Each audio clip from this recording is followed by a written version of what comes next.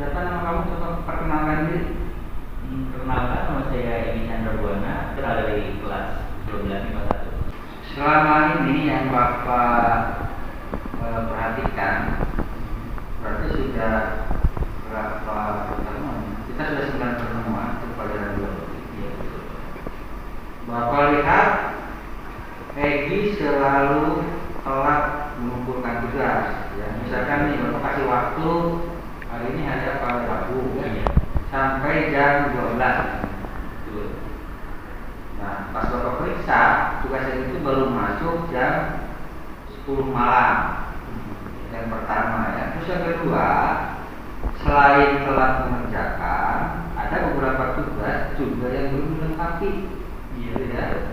Nah, sekarang Bapak mengenai ke sini, kita akan mencari solusi atau penyelesaian masalah itu. Sebelumnya Bapak akan tanya dulu sama Egy. Iya. Menurut Egy, telah mengumpulkan tugas, kemudian tidak mengerjakan beberapa tugas, itu masalah atau bukan? Menurut hati nurani sendiri apa itu pasti masalah saya. Terus ketika tahu itu suatu masalah, apa yang ada dalam pikirannya? Apakah akan dibiarkan terus masalahnya numpuk gitu, buat makin banyak, atau ada keinginan untuk menyelesaikan masalah itu? Iya. Pasti dalam diri sendiri kalau ada tugas itu pasti langsung mengerjakan Pak inginnya ya. Tapi kalau sesuai sendiri itu Pak kadang males, kadang ada godaan seperti sosmed lah banyak sekarang atau Instagram, TikTok, jadi tugas itu lalai gitu. Jadi fokus ke tugas. Jadi godaannya sosmed ya. Iya betul. Jadi aktivis sosmed ya kita bener. Betul. Sering. Kalau beranda ya. Kalau fenomena TikTok mungkin sekarang sedang booming ya. Iya. Salah satu media sosial yang paling banyak digunakan sampai oleh netizen. Salah satunya. Tapi bukan hanya anak sekolah, termasuk Egy ya. Iya. Yang sudah terhipnotis oleh TikTok.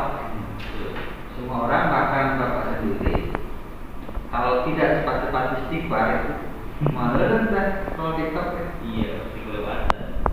Tapi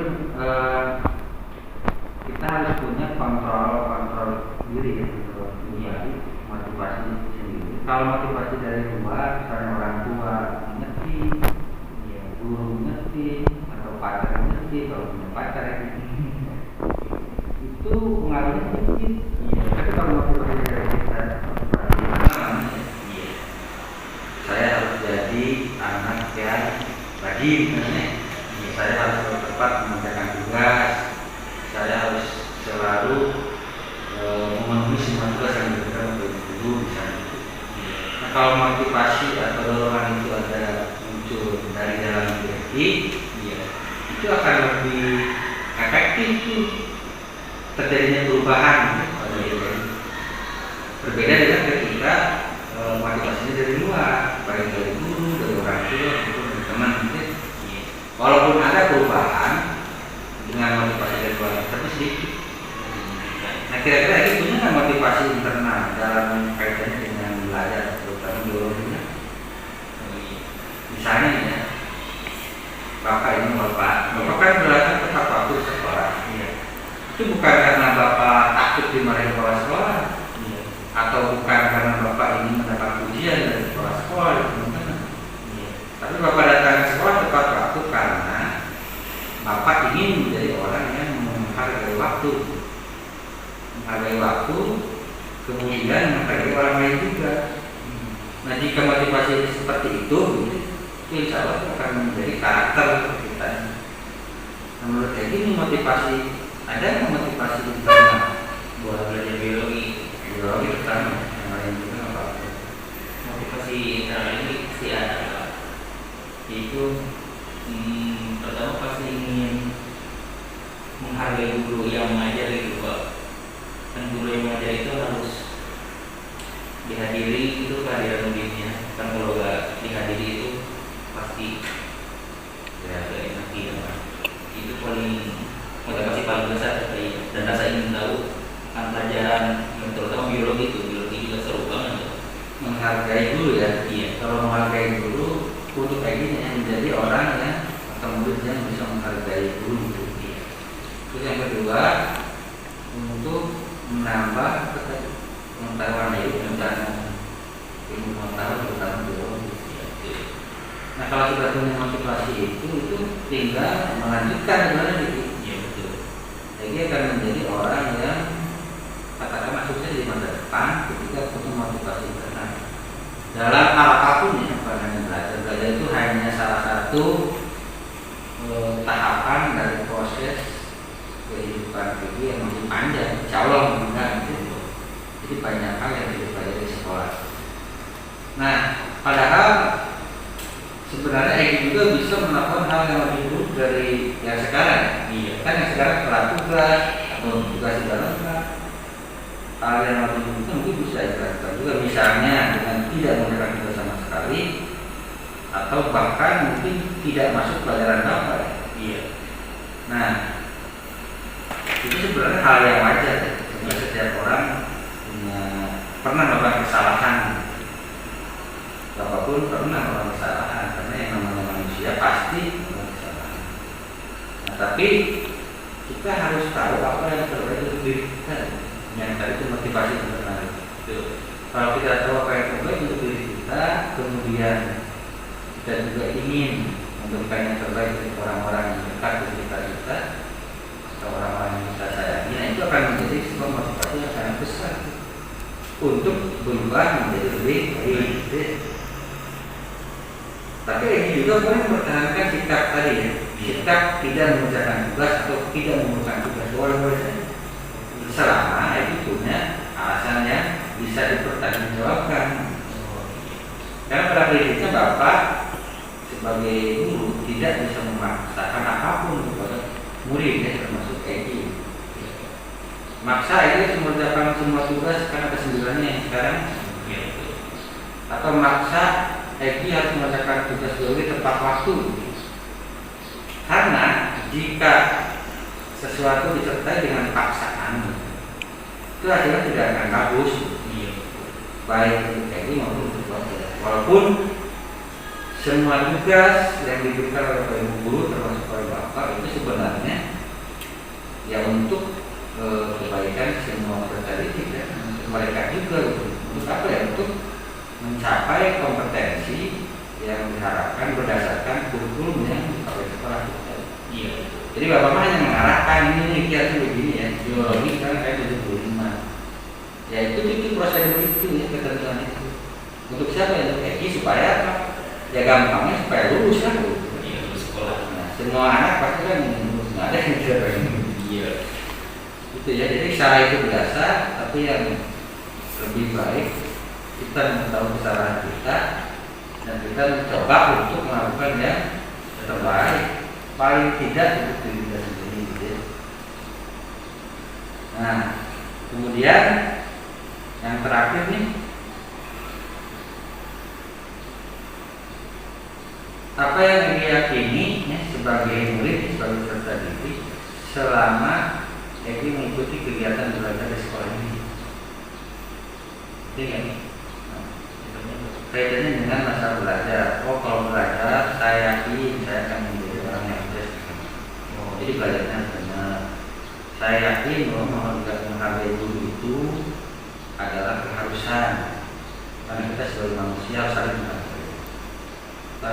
Saya yakin bahwa menjadi orang yang disiplin, tepat waktu itu sangat baik untuk diri sendiri dan orang lain. Itu, nah ini punya keyakinan atau komitmen seperti apa berkaitan dengan sekolah atau dengan di sendiri KBM gitu ya.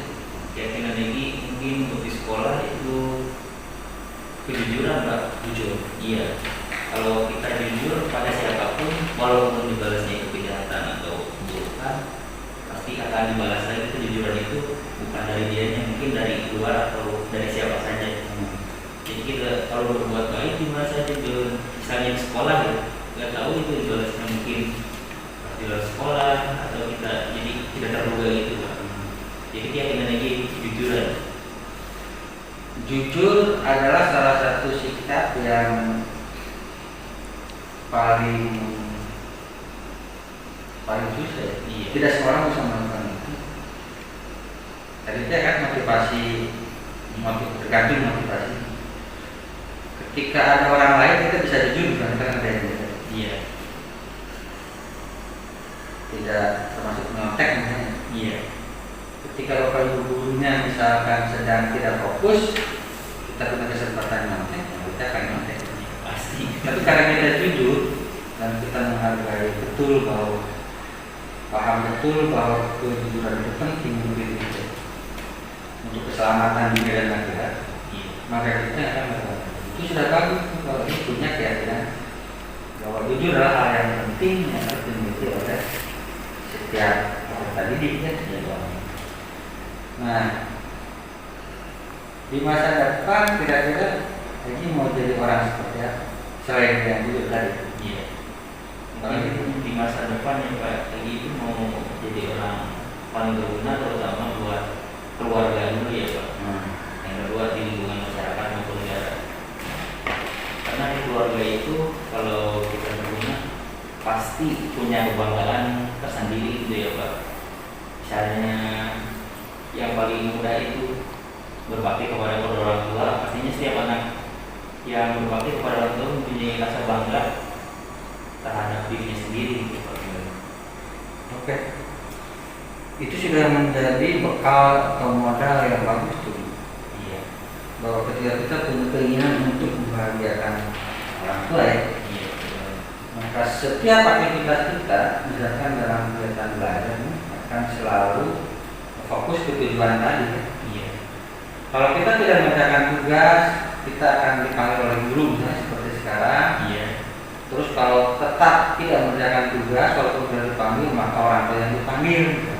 Iya. Nah, ketika orang tua dipanggil maka itu akan menyakiti kepada orang tua, malu, kemudian merasa mungkin gagal menjadi anak. Nah, itu kan satu hal yang sangat tidak diinginkan kan orang lagi. Itu sudah bagus. Nah, mudah-mudahan setelah kita diskusi hari ini,